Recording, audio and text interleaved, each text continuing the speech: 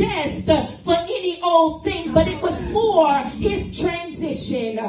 Yes, the crucifixion was a transition. The thirst was a transition to the final frontier. The way I see it is he had a two-part assignment, and what was done on the cross was the ending of his earthly assignment.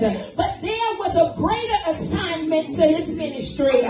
Jesus had to go down in the afterlife. Yeah, he had to conquer three things. He had to conquer death, hell, and the grave. So in considering his assignment, Jesus did what any great prize fighter would do. Before fighting the battle of a lifetime, before he went into his next round, what he did is he called for his corner men. The corner men, let me tell you what they do. When you're in a boxing match, there's men in the corner, and what they do is they watch the fighter, and when the fighter starts to get weak, they pull him out of the ring. So I believe Jesus was just calling for his corner men to give him a final drink, to refresh him for the great showdown.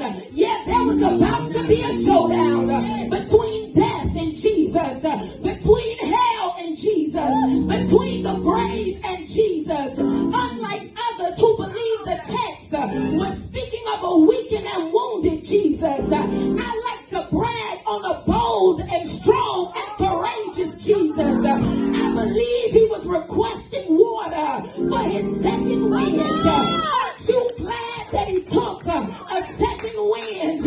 He got that second wind, and he defeated death, hell, and the grave. And because of what he said, because of what he did, now whosoever will can come, because he took a second wind. Any man that be in Christ is a new creature, because he took a second wind. Whom the Son sets free is free indeed. I'm just glad he was thirsty.